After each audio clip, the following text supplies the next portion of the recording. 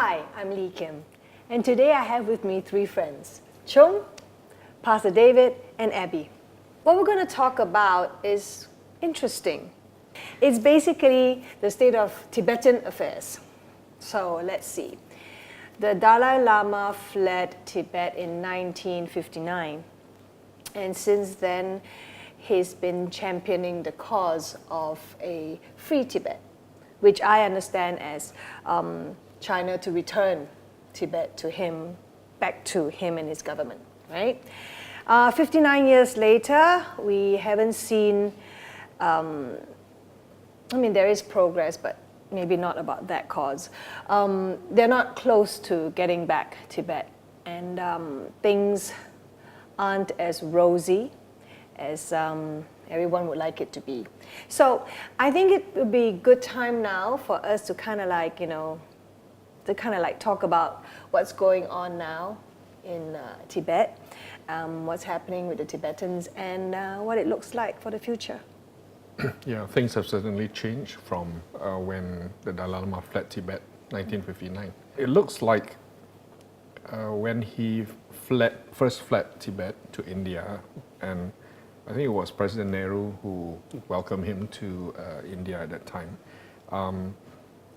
The reason for India and the Western countries receiving him in a very friendly way, Open arms, welcoming him, and in later years making him like the icon of peace, compassion, human rights, was because, if you remember, the Western countries were fighting against communists back then.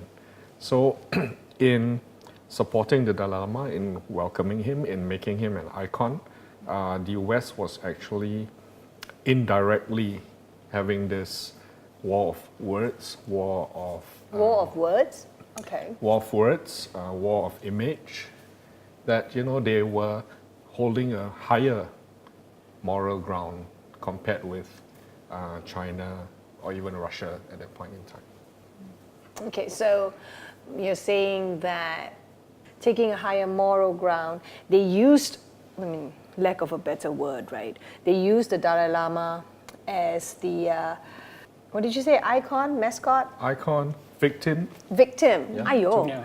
Okay, so that they all kind of look good, like championing. But the thing is, I don't think anyone sent in any troops to help, come, let us work with you, let's take back your land from China. I don't think so. Why is that? That's because it's very simple. That time, especially prior to the takeover, Tibet. Don't you like the word invasion? Invasion. So hostile. Yeah. So what happened was, before that, Tibet was relatively a hermit country, kingdom, ruled by the Dalai Lama. And so they had hardly any international relations with any countries. So when the takeover came, invasion, whatever it is, you would call it. When they lost their land. Exactly.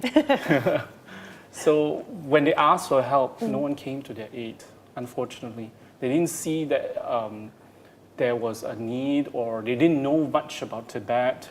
It was this mysterious place. So what happened was nobody came. So in the end, what happened was the Dalai himself had to flee Tibet into exile into India. From there, he started his campaign to free Tibet, which from the start, it was easy because he had, as Chung had mentioned, his moral high ground, and he had the world supporting him, especially the Western countries, the free world, as they say, against communism. So there was some kind of a backdrop. So he was kind of like, so what you're saying is, what the both of you are saying is, they used the situation with China taking over Tibet and having this monk having to run and hide, so to speak. So they used that situation to kind of poke at China for being lack of human rights. Yeah, remember also during that same decade, what was happening in Southeast Asia was that America was involved first in the Vietnam War, then in the Korean War.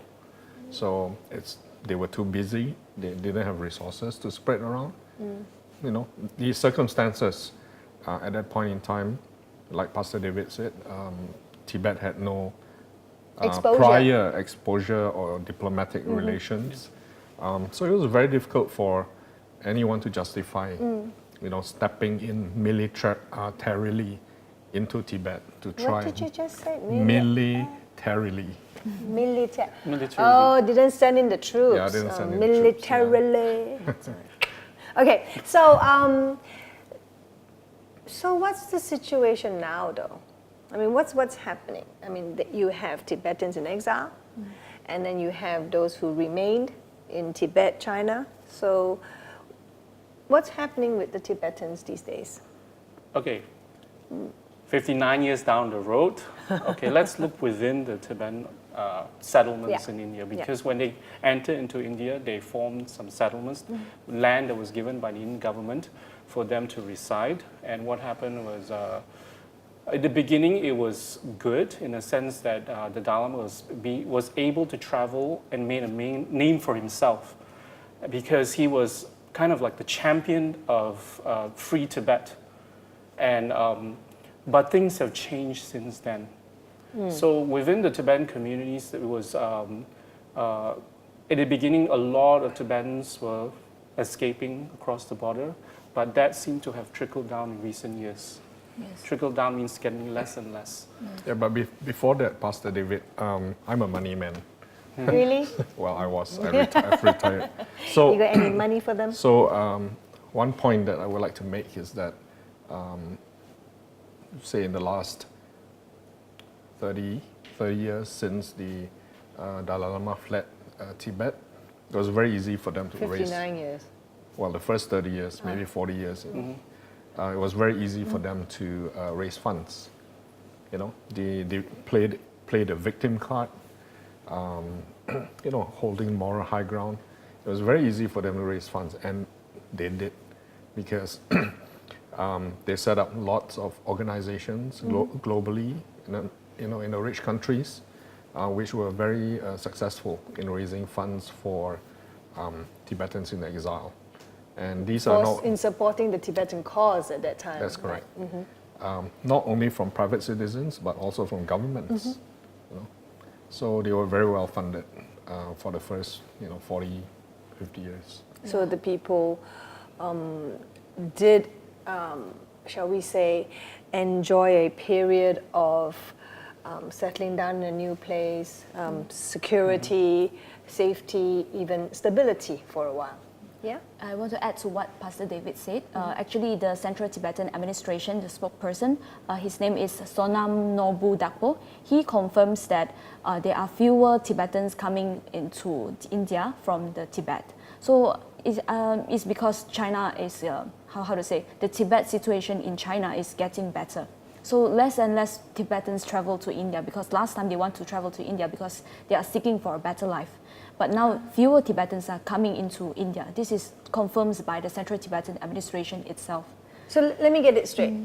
59 years later, there's less people wanting to leave Tibet, China to Yes. India. Yes. And to the contrary, you have them actually leaving India to go elsewhere. Yes. Why is that? I mean, conditions, have they deteriorated since the time when you said it was better? How? Yeah, one of the factors is the status of the land where the settlements are located. Oh. Because in 1959, when they moved to India, India was very kind enough to allocate land to them. But these were for 99-year lease. Yeah, and if you do the math, it's now It's quite short left. maybe 30 years left. So I would be worried about that. If the land you are actually on is so uncertain moving forward. And I think also they have maintained refugee status. They didn't become Indian citizens. I mean, not all became Indian citizens. Does that have a play on opportunities and employment or career opportunities? Does that give them less of a benefit or advantage because of their situation? You brought up a very good point. within the Tibetan community, they've been like hoping to return to Tibet for such a long time. So the situation has deteriorated quite badly in the sense that a lot of people have given up hope. And so they have always been on the mode where they are refugees and they're championing this. It's almost, It's very 59 years is about, how many, 2 generations perhaps? Yeah. It's a long time. And it's a very long time to maintain this hope. So you're saying that, so what you're saying is they didn't become or opt to become Indian citizens because they wanted to maintain the refugee status, because in their head, in their hearts, they were going home. That's right. So whatever arrangement now was very Yes. temporary. For many years, there was actually great hope to return to Tibet. In the, I think, if I'm not mistaken, right up till the 1980s, whereby there was actually, Nechung, the state oracle, took trance, and Nechung basically indicated that within 5 years, the Tibetans exile will actually return to Tibet. Would have made it China, 1990. by yes. 1990. 1991. Yeah. right. So can you imagine from 1959 right up to 1990, no one did anything to better themselves or to plant themselves more solidly in India or even becoming Indian citizens. So that's why we can see that Amchok Rinpoche, that is the previous personal biographer of Dalai Lama and also a confidant of the Dalai Lama, returned to Tibet in 2016, and he took up the Chinese citizenship. So a person so close to the Dalai Lama also loses hope. So you can see that he returned to Tibet and even took up the Chinese citizenship, and this tells a lot of how great the disappointment and hopeless he is, or most of the Tibetans are. Without Indian citizenship, the Tibetans in India cannot work for Indian organizations They or don't have outside an their equal settlement. opportunity kind of thing. So they kind of just have to stay confined That's right. within their settlements. So if And you- what kind of jobs I visited, they without sounding insulting, they sell sweaters, they art and craft, things like that. Nothing. Because of the government policies, the Tibetan government policy in exile, CTA, their policies have, they're all basically on the verge, they're always planning to return to Tibet actually. They've never encouraged much human development within the community, so unemployment is extremely high. And as a result, for the young next generation of Tibetans coming out, a lot of them, not that there's anything wrong with sweater sellers, but that's the norm. And then a lot of hosts of social issues that comes out of it. So you actually have a deterioration of standard of living. Yes. So that's gonna, if you're saying that unemployment is high, then the next thing that we can assume is that children are also probably not going to school, or maybe there's more school dropouts or less opportunity to go to school or something like that. Well, the present day situation is such, because when they first expanded, settled down in India, the schools and all that and monasteries were catering to an influx of Tibetans, which has now dried up. And in fact, the Tibetans in India themselves Are leaving India, yes. Because you can see on one article posted on Hindustan Time on the 5th of April, it says that the Central Tibetan Administration themselves... 5th of April this year, 2018. Yes, Okay. they confirms the trend that many Tibetans are leaving India and migrating to the West, and now actually there are more Tibetans are choosing to go back to Tibet. So the government itself is emitting this kind of trend. so today you see empty schools. Not because there's no schools provided, but people are there's no population to attend. That's right. Right. The people leaving, and then there are people leaving, and no new Tibetans are coming from China, Tibet. This will also affect monasteries. That means there's also no new people joining the monasteries. It's the same for monasteries. In fact, from what we know, the enrollment in monasteries consists more and more Nepali, and also Ladakhi, Indians. Nepali, Indians, those from northern India. So, if that's the situation, and also sadly, we also read a lot of news with the Dalai Lama not being as welcome as he used to be before. Yeah. I think there That's have true. been some incidences where Yeah. his visits were turned Definitely. down. For the most recent case, I think the French president, Mr. Macron. So he said that to meet the Dalai Lama without consulting Beijing government will trigger a crisis with China relationship. So it is quite serious thing to meet the Dalai Lama. And in 2017, which is last year, the Australian Prime Minister, Mr. Tsem also said that he decided not to meet the Dalai Lama. And many more countries like Taiwan also barred Dalai Lama from entering the island on 2012. Also, Mongolia is like I remember have the same thing, right? I remember the Mongolian episode. Oh yeah, I heard it was quite bad. Because Mongolian had this financial crisis because it spent too much money investing during the boom years of the minerals. And when prices came down, they were saddled with a huge amount of debt. And China actually came to help because China has lots of money, I presume. Such strong statements. But the funny thing is that after China came in to help them, they had the gall to actually allow His Holiness Dalai Lama to visit Mongolia.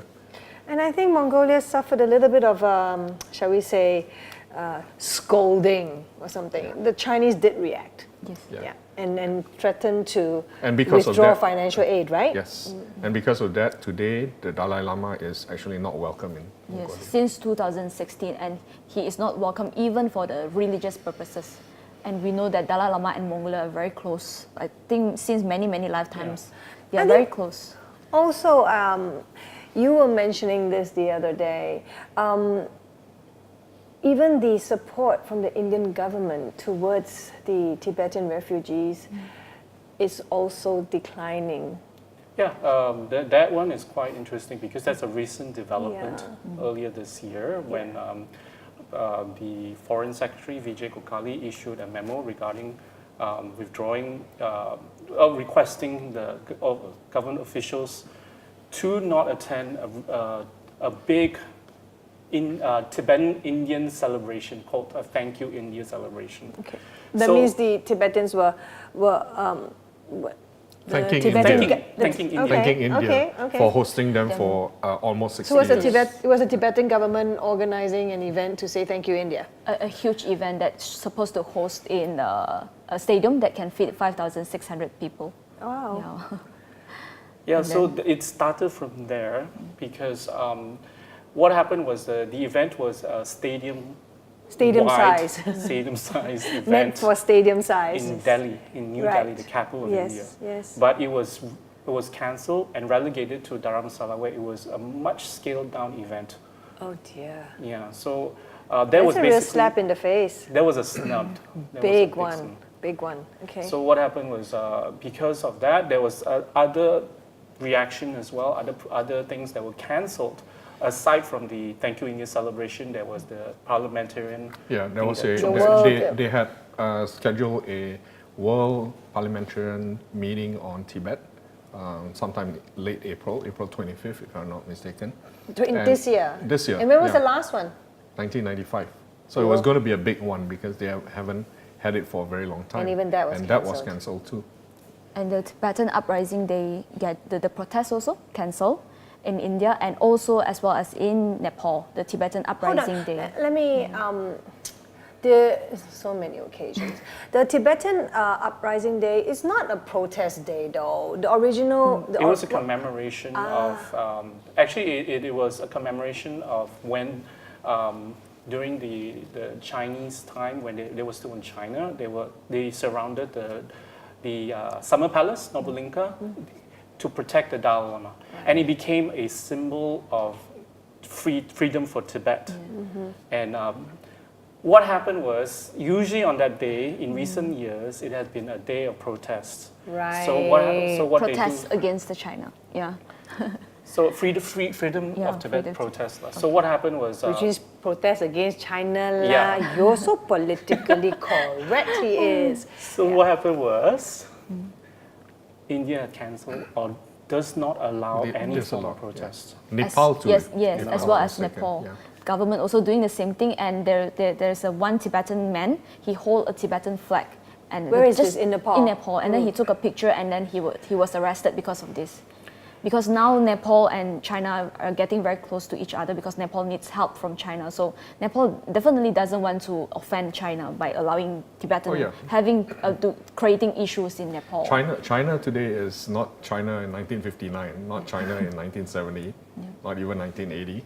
You know, So what is China now? China today stands shoulder to shoulder with the largest economies of the world, like America. That's true. So obviously, you know, if you are a big boy on the street, everyone needs to be friends with you. They have financial strength, and they also have the so-called the population to give it a volume on consumption too. Yeah. For example, Mercedes-Benz, I think earlier this year they have an advertisement and they quote words from the Dalai Lama. And the Chinese people saw this and they get very angry because they said, how can you support the Dalai Lama and quoting his words? So the Mercedes-Benz, because they want to secure their business in China, they had the Mercedes-Benz Had to apologize. Yes, apologize to China. And not only Mercedes-Benz big companies like JW, Marriott and Gap and all this, they also apologize to China because they list Taiwan and Hong Kong as a country. So to China, Taiwan and Hong Kong are their territory. It's not a country. It's not an independent country. So this offend Chinese also, and the Chinese people. It's actually the netizen is getting angry. It's not even the government is angry. So they really want to secure the business in China, and they apologize. So they for apologize. This. Yes. So there is the China issue. It's huge, amounting a huge pressure. The problems within the Tibetan society, social politics, rather the Tibetan government, the issues that they have. And then there's one more very big thing that plays on Tibetan mentality within the settlement is that the Dalai Lama himself, because he is not young. You see, in Tibetan society, the Dalai is the king, or rather the sole refuge for the Tibetan people, because that's how they see the Dalai Lama. They see him as an emanation of Chenrezig. They see him as also a human being. And what happened is he's also the symbol of Tibetan freedom. And he is aging. And because of that, a lot of people are fearful.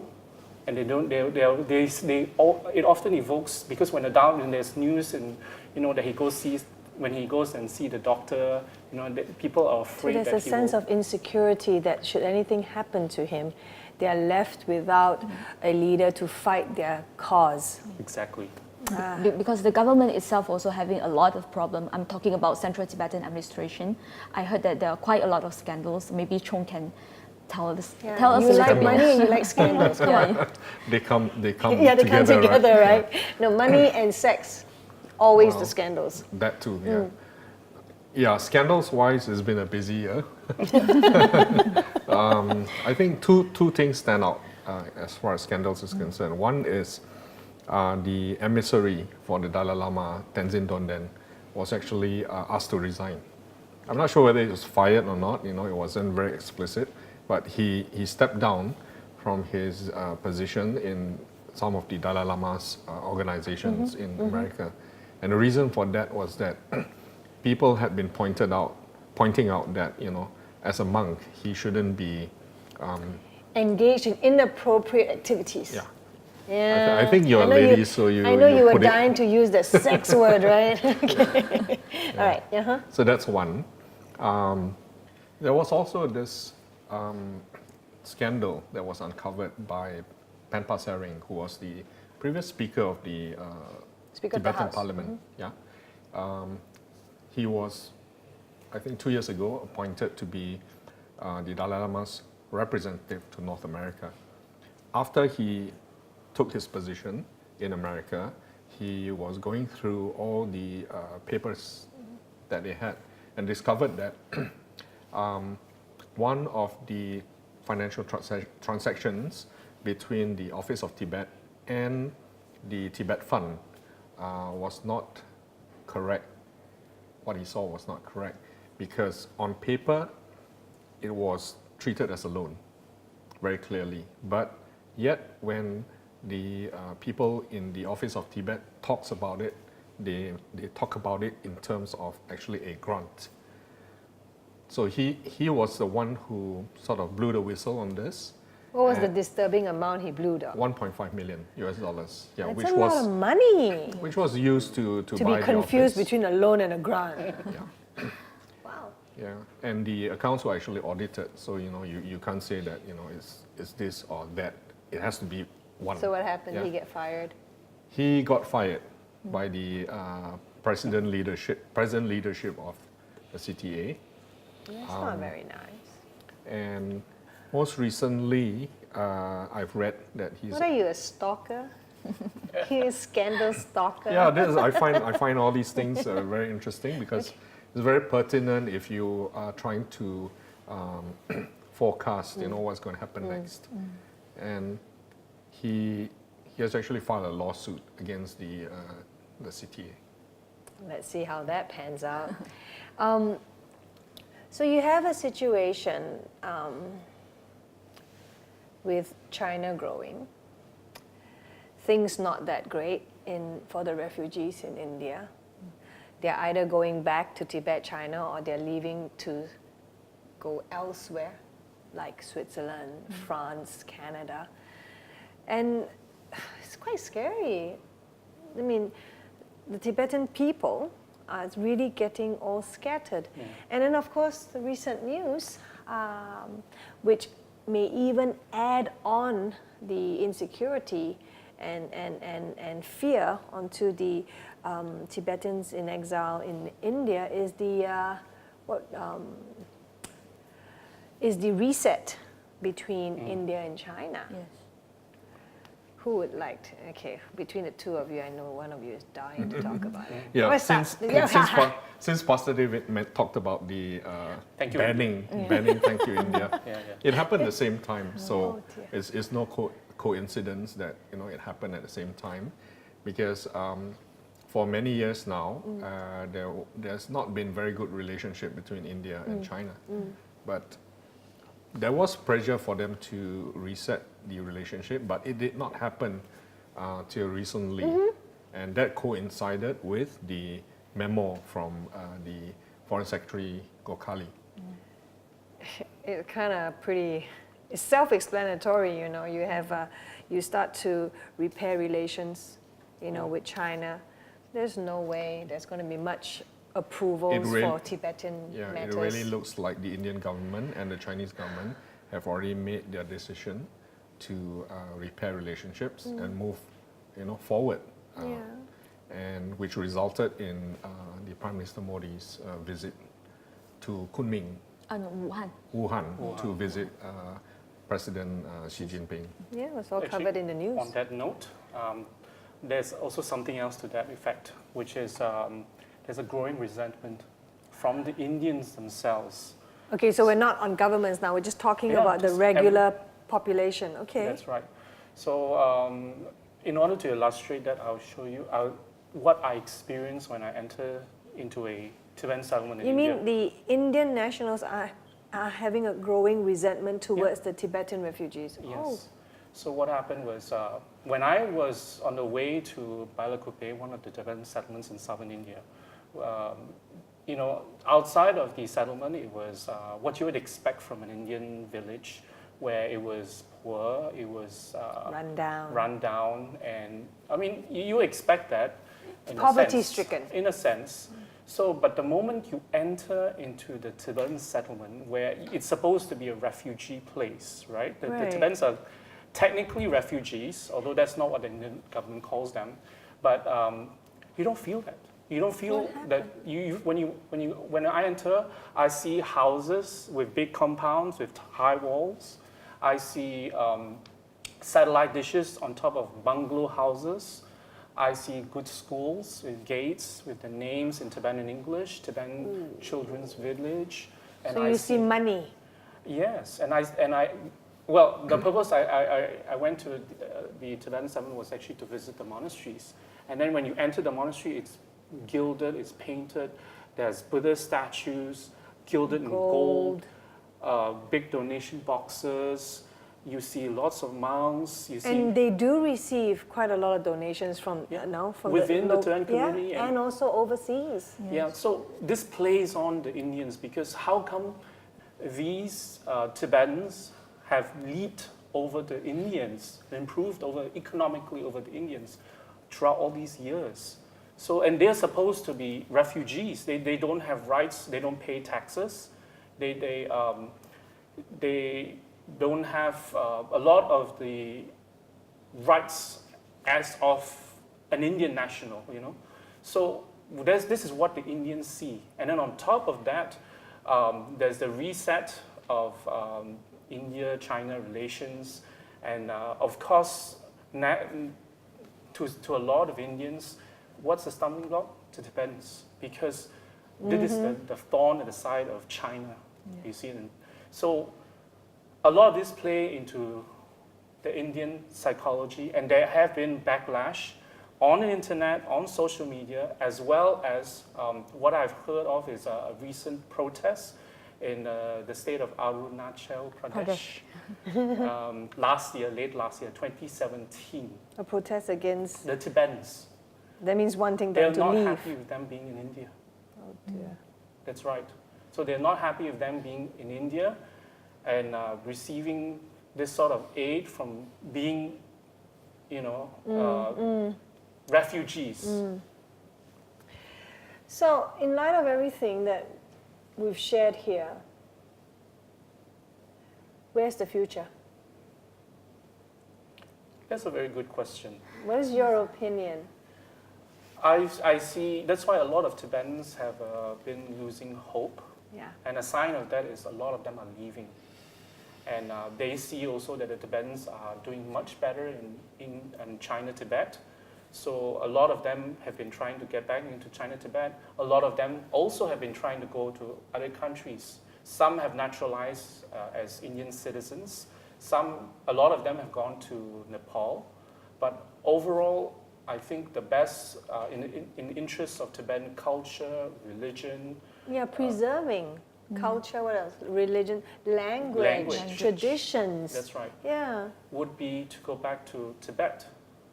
Because I think at the rate they're going, leaving and dispersing, can you imagine little pockets of Tibetan communities around the world? It's not very united. Yes. You know, I think people, a population should be together, and I think that gives strength in unity. It's very practical to think that, as a Tibetan, actually China would actually be the best place to locate yourself, because you have friends, relatives, you have connections. Yeah. You also have the numbers, and the ability to, like you say, keep your traditions, your culture, your language, your religion. all that comes with being Tibetan. And then I think if that happens and the Dalai Lama does return to Tibet, he can reconnect back with his people. And the Dalai Lama does want to go back to Tibet, and he has been saying this since, I think, many years back. I think recently he said it more and more.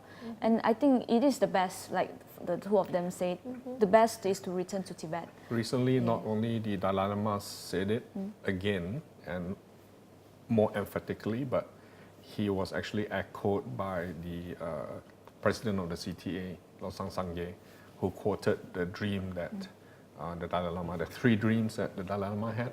And the last one was being back in Potala Palace. And meet the Tibetans and there. Meeting the Tibetans. So the president of the CTA actually talked about this a lot in the press recently. But it's going to take a lot more just talk by the CTA if they are going to honor the wishes of His Holiness the Dalai Lama. I think that the CTA will have to stop all this nonsense against China. The Yes. things they say, what they do, and tying in the Chinese spy thing with Dorje Shukden practitioners. They have to It unite just- the Tibetans. Yeah, it's just starting to look really, really ugly with more and more topics for divide. Why does China want to have anything to do with you if everything you do just divide, and cause disharmony and discord? You know what I mean? Like Karmapa, the Tibetans in India have 3 Karmapas. It's very Yeah, dividing. you have 3 Karmapas, you Yeah. have 2 Panchen Lamas. Yes. Then you have You know. Dorje Shukden controversy again that keeps separating the Tibetans and the Oh, yeah. regionalism also. And the Rangzen versus Umelam. and the Rangzen versus Umelam thing. Yeah? Regionalism also one thing. Amdo don't like the Kampa, and then Utsang Yeah. don't like Kampa. Yeah. All this thing. But it doesn't matter what Umelam, Rangzen, freedom or self-autonomy for Tibet, their language has always been antagonistic against China. So Yeah. that must Yeah, change. that must change. Because who would welcome?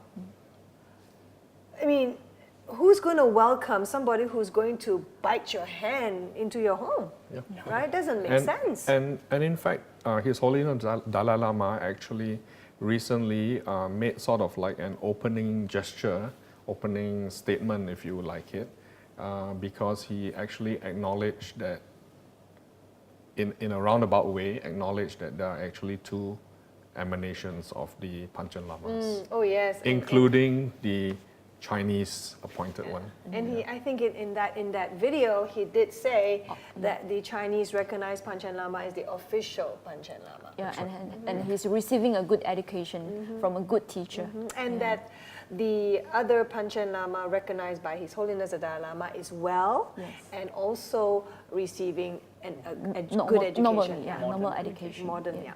Yeah. Correct. So the mending of the relationships between the Tibetans in exile and China has, to me, definitely started, It has, and but led by His Holiness himself. Correct. So what are the rest of the Tibetans doing correct, about it? correct. You know, I mean, they can't let the Dalai Lama do all the work. You know, CTA has to back the Dalai Lama by behaving themselves. You know what I mean? Definitely. I guess we all agree that to preserve the Tibetan people, culture, tradition, language, religion, that for now, given the fact that 59 years, they're not anywhere close to achieving their cause, maybe it's time to review that cause, change it with time, because obviously 59 years later, things have changed. You can see, North Korea, South Korea meeting. I mean, whoever thought that? You have India and China looking to reset relations. And I think it's also a time that maybe CTA should look at healing the divides within the Tibetan people as well. And for us, of course, it's always the Dorje Shukden issue. So I guess we all wish for His Holiness the Dalai Lama, for his wishes to come true. And may there be unity and harmony for the Tibetan people returning to Tibet, to preserve, most of all, language, culture, tradition, and religion. Thank you for watching, and I hope you've enjoyed yourself like we have. Thank you, Li Kim.